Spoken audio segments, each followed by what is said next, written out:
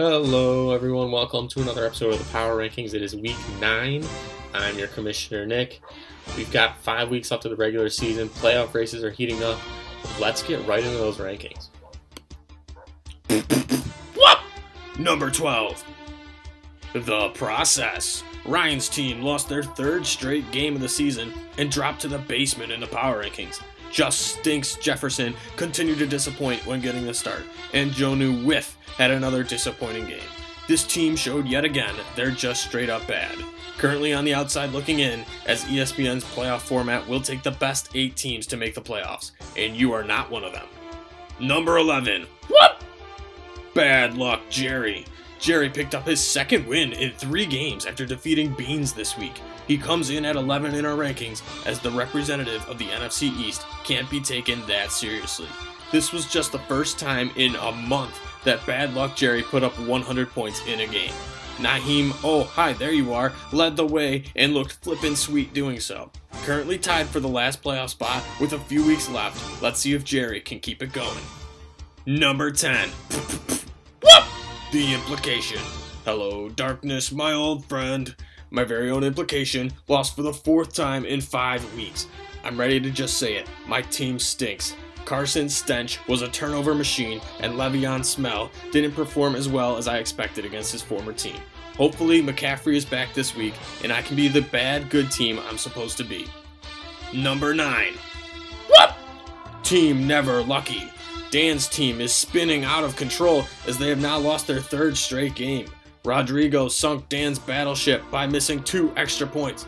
This has always been a good bad team, and I think we're all starting to see that with his current losing streak. Can Dan hold on and make it to the playoffs? Number 8. The Kentucky Wildcats. The newly branded Kentucky Wildcats team picked up a win over the process this week thanks to Justin Herbest and D. Slay Metcalf. However, George Brittle and D. on and off again Johnson can't seem to stay healthy. This team is straight up still bad, but they still can sneak into the playoffs. Number 7. R.I.P. Harambe. What? In a 2017 and 2018 championship revenge game, Oliver crushed the implication, snapping a 6-game losing streak. Scory Davis and Cooper made it all the catches to lead the way. People forget that this Harambe team is good because of their record. Oliver has never missed the playoffs, and I'm pretty sure he's not ready to start now. Let's see if this bad, good team can keep it rolling. Number 6. King of the Hill V2.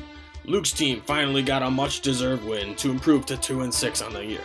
Big jump in the rankings as his team is now just 1 game out of the playoffs. Make no mistake, this is just a bad, good team. Not to mention, if Luke can win at least 4 more games, he'll keep the nickname Mr. 500 for another year. Number 5.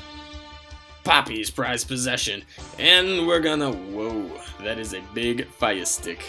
Poppy could not get by Lance's fire stick and ended up losing this week. Mark Cant-Drews and Cole Measley each had a disappointing week. Still in good shape as a good, not great team without the likes of Mixon and Aaron Jones. Number 4. When Legends Rise. Frank's team came up short against Borat in the game of the week, but this team is still good. Maybe not great, but still good. There is cause for concern, though, for Amari Blooper if Gucci DiNucci remains at quarterback for Dallas. But hopefully Frank the Tank can keep his composure and crack the playoffs. Number 3. Whoop! Maybe next year. Lance's team won his 3rd straight game of the week and has jumped up a whole 8 spots in the rankings during that span. Patrick Oprah was giving out touchdowns to everybody to lead this gritty team to victory. Really only needs 1 more win to make the playoffs. I still consider this team to be a good, bad team, but he's definitely the best in that group. Let's see if he can keep it rolling. Number 2. Beans eating beans. Beans came up short this week as Clyde Edwards-Despair dropped a dud, and Derek Carr and DJ Moore Points Please all dropped the ball against Jerry. Beans is still a yeah but team, but due to the talent on his roster, you gotta respect him. But still, this is an embarrassing loss for a team that was supposed to go undefeated. Number 1. Borat, very nice. Wah wah wee wah. Hunter won again this week to remain unbeaten thanks to the Dalvin Cookie Monster eating up 4 touchdowns. The only real contender in the league, Hunter has now been king of the castle for 2 whole months. Safe to say Hunter will be the 1 seed going into the playoffs. And speaking of those playoffs, let's take a look at the playoff picture. As you can see, it is the top 8 teams right here. It is not the top 4 from each division, it's the top 8 teams overall. So right now, surprisingly, we have 5 teams from my division, with the implication Team Never Lucky, we've got Poppy's Prize Possession, Kentucky Wildcats, and When Legends Rise. And then Hunter's division, there's only 3 teams, so that's interesting. Now let's take a look at a different segment coming back. It's the Tank Tracker. First, we've got some wildcard teams. We've got Team Never Lucky. We've got Lance's team in there, the Kentucky Wildcats. My very own implication. We're on the wild card right now. Who knows what's going to happen? Then we've got In the Hunt. We've got Ryan's team, Luke's team, Oliver's team, and then obviously Jerry. You never know. He might go all in again and try to make the playoffs. Now let's take a look at our predictions for this week. My predictions went 2-4 last week to bring my overall record to 27-21 on the year. We've got When Legends Rise taking on Beans Eating Beans. I'm going to take When Legends Rise. Then we've got RIP Harambe versus the Kentucky Wildcats, and I'm going to take RIP Harambe.